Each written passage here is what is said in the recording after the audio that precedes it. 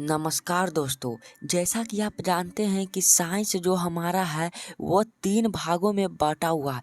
पहला फिजिक्स, दूसरा केमिस्ट्री और एक बायोलॉजी। तो मेरे भाई बायोलॉजी का कोई भी तुमसे पूछे कि बायोलॉजी का सबसे महत्वपूर्ण चैप्टर कौन-सा है जिससे बहुत ज़्यादा ऑब्जेक्टिव क्वेश्चन पूछ जाते हैं, तो मेरे भाई मैं बताता हूँ जनन। जनन एकमात्र ऐसा चैप्टर है, टॉपिक है जिससे बोर्ड एग्जाम में बहुत ज़्यादा प्रश्न पूछे जाते हैं। तो मैं जनन से संबंधित जितना भी क्वेश्चन बनता है मैं इस वीडियो में लाया हूँ, तो वीडियो को पूरा देखिएगा और चैनल पर नए हो तो चैनल को जरूर सब्सक्राइब करिएगा, ठीक है। अब वीडियो को एक लाइक जरूर करना मेरे भाई। अब प्रश्न को पूरा देखना, वीडियो को एंड तक देखना क्योंकि इसमें 50 क्वेश्चन है। मैं दावे के साथ कहता हूँ कि इससे बाहर एक भी क्वेश्चन आपके फाइनल बोर्ड एग्जाम में नहीं आएगा जनन से संबंधित, ठीक ना। तो आप पहले प्रश्न को पढ़ते हैं, ज़्यादा समय मैं नहीं लूँगा, 10 से 15 मिनट में 50 करा दूंगा, 50 ऑब्जेक्टिव। पहला प्रश्न है, पुरुषों में यौवना आरंभ के लक्षण है। यौवना आरंभ मतलब क्या होता है, जो पहले तो समझो। पुरुषों में यौवनारंभ के लक्षण है। तो देखो, जब पुरुष 12 से 13 वर्ष की अवस्था में हो जाता ना है तो उसका जनन अंग कार्य कर देना शुरू कर देता है। तो उसके उसके उसके शरीर में बहुत ज़्यादा परिवर्तन होता है। पहला कि दाढ़ी और मूंछ का उगना, दाढ़ी आ जाएगा, उनके मूंछ आ जाएंगे। दूसरा कंठ का फूटना, कंठ का थोड़ा आवाज़ में भारीपन आ जाएगा, ठीक ना।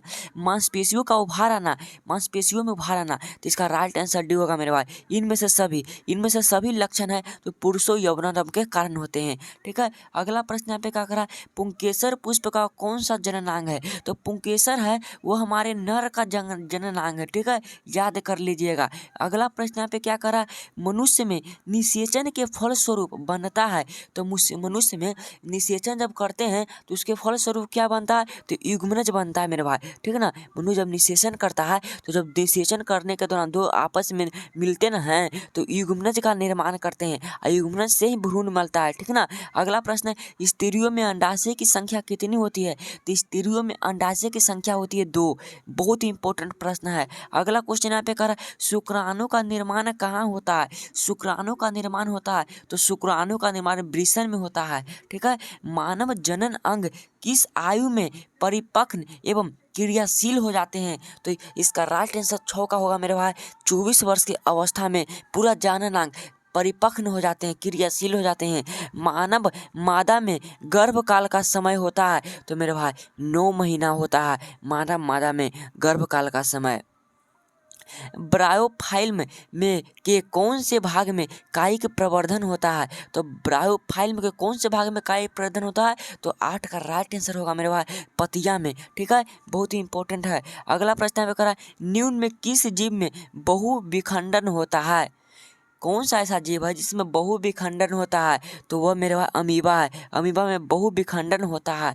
करा, तने पर अपस्थानिक कलियां पाई जाती है। अपस्थानिक कलियां तने पर किस पौधे पर पाई जाती है, तो मेरे भाई 10 का राइट आंसर हो जाएगा, आलू के पौधे पर अपस्थानिक कलियां पाई जाती है, ठीक है। कायिक प्रवर्धन संभव है, तो कायिक प्रवर्धन मेरे भाई इनमें से सभी में संभव है। जड़ द्वारा भी होता है, तना द्वारा, पत्ती द्वारा, इनमें से सभी द्वारा कायिक परिवर्धन होता है। करा अगला प्रश्न यहाँ पे करा, एड्स रोग का प्रमुख कारण है। एड्स रोग का प्रमुख कारण असुरक्षित यौन संपर्क के कारण हो जाता है, ठीक ना। गतिशील जनन कोशिका को नर युग्मक तथा जिस जनन कोशिका में भोजन का भंडार संचित होता है उसे क्या कहते हैं, तो मेरा 13 का राइट आंसर हो जाएगा, मादा युग्मक कहते हैं, युग्मक कहते हैं। लैंगिक जनन में आवश्यक होती है, तो लैंगिक जनन में क्या आवश्यक होती है, तो मेरे भाई जो लैंगिक जनन होता है उसमें नर एवं स्त्री जननांग दोनों ही बहुत ज़्यादा आवश्यक होती है, ठीक है। अगला क्वेश्चन करा, एकल जीवों में प्रजनन की विधि है। तो एकल जीवों में खंडन भी होता है, विखंडन भी होता है, जीवाणु समांगन भी होता है, समासंग भी होता है। इनमें से सभी होगा राइट आंसर। करा, पंखुड़ियों का रंग अधिकतर कैसा होता है, तो पंखुड़ियों का रंग अधिकतर हरा होता है, ठीक है। शुक्राणुओं का मोचन कहाँ होता है, तो जो शुक्राणु है उन सभी का मोचन मेरे भाई शुक्राशय में होता है, ठीक है। अजामा कहाँ होता है, कमेंट में बताना। करा, माँ के रुधिर से पोषण मिलता है। तो माँ के रुधिर से किसे पोषण मिलता है, तो भ्रूण को, भ्रूण का जो विकास होता है उसे माँ के रुधिर से पोषण मिलने का कार्य करता है। इनमें कौन अलैंगिक जनन की विधि है, तो मेरे भाई इनमें से सभी विखंडन, मुकुलन, बीजाणु जनन, इनमें से सब जो है अलैंगिक जनन की विधि है। जनन कितने प्रकार के होते हैं? तो जनन मेरे भाई 2 प्रकार के होते हैं, ठीक है। पहला लैंगिक जनन और दूसरा अलैंगिक जनन।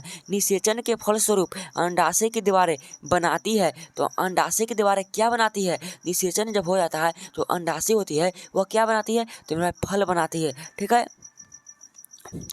निषेचन की क्रिया निषेचन की क्रिया किस जीव में मुख्यतः होती है? तो निषेचन की क्रिया मेरे भाई पुष्पी पादप एवं जंतुओं में होती है। करा स्त्री केसर के आधारीय भाग को कहते हैं। तो स्त्री केसर के आधारीय भाग को अंडाशय कहते हैं। पराग कोश में पाए जाते हैं। तो पराग कोश में पराग कण पाए जाते हैं। अगला प्रश्न है, पुष्पी पादपों में लैंगिक जनन होता है तो फूलों द्वारा होता है, ठीक है। अगला क्वेश्चन करा मुकुलन द्वारा प्रजनन किस में होता है? तो मुकुलन द्वारा प्रजनन ईस्ट में होता है। करा निम्नलिखित में कौन एक लिंगिक पादप का उदाहरण है? तो एक लिंगी पादप का उदाहरण उनमें कौन है? तो पपीता जो है एक लिंगी पादप का उदाहरण है। राइट आंसर सी हो जाएगा। करा 28 नंबर क्वेश्चन, मानव मादा के जनन तंत्र का भाग नहीं है। मानव मादा के जनन तंत्र का भाग शुक्रवाहिका नहीं है, क्योंकि यह पुरुष में पाया जाता है। मानव मादा में निषेचन होता है तो फ्लैमिको नलिका में निषेचन होने का कार्य करता है। कहता है द्विखंडन कहाँ होता है? तो द्विखंडन होने आता है मेरे भाई अमीबा में द्विखंडन होता है। फूलों में नर प्रजनन अंग होता है। तो फूलों में नर प्रजनन अंग कहाँ होता है? तो पुंकेसर में होता है, ठीक है। अगला क्वेश्चन यहाँ पे क्या करा है, मुकुलन द्वारा अलैंगिक जनन किस में होता है? तो मुकुलन द्वारा अलैंगिक जनन हाइड्रा में होता है। खनन द्वारा जनन होता है तो खंडन द्वारा जनन होता है तो सितारा मछली में, ठीक है। बहुत सभी इंपॉर्टेंट प्रश्न याद कर लीजिएगा। वीडियो को जरूर सब्सक्राइब करना मेरे भाई, चैनल को वीडियो को लाइक कर देना। कह रहा तने द्वारा कायिक प्रवर्धन होता है। तो तने द्वारा कायिक प्रवर्धन कहाँ से होता है?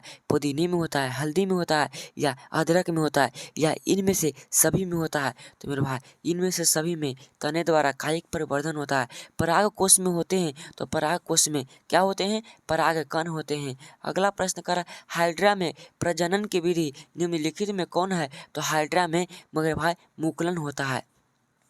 करा लिंग गुणसूत्र का पूर्ण जोड़ा पाया जाता है। तो लिंग गुणसूत्र का पूर्ण जोड़ा स्त्री में पाया जाता है, ठीक है। ऋतुस्राव या रज्जोधर्म का समय होता है तो 2 से 8 दिन, ठीक है। अगला क्वेश्चन करा मादा जनन तंत्र में दोनों अंडवाहिकाएं संयुक्त होकर एक लचीली थैलीनुमा संरचना का निर्माण करती है जिसे कहते हैं, तो मेरा उसे गर्भाशय कहा जाता है, ठीक है। अगला प्रश्न है निम्न में कौन मानव मादा जनन तंत्र का भाग नहीं है? तो निम्न में कौन मानव मादा जनन तंत्र का भाग नहीं है? तो मेरे भाई शुक्रवाहिका नहीं है। कह रहा अलैंगिक जनन मुकुलन द्वारा होता है। तो मुकुलन द्वारा ईस्ट में होता है। भ्रूण के जिस भाग से तना पत्तियां बनती है उसे क्या कहते हैं? तो 42 का राइट आंसर हो जाएगा प्रांकुर कहते हैं, ठीक है। करा फूलों का कौन सा भाग फल में बदलता है? तो फूल का मेरे भाई कौन सा भाग फल में बदलता है? तो बीज या अंडाशय या स्त्री केसर या पुंकेसर। तो 43 का राइट आंसर यहाँ पे हो जाएगा अंडाशय जो है फल में बदलता है। तो 43 क्वेश्चन में से आपका कितना सही हुआ कमेंट बॉक्स में जरूर बताइएगा। वीडियो अच्छा लगा एक लाइक जरूर करना, चैनल को सब्सक्राइब कर लो। जय हिंद, वंदे मातरम।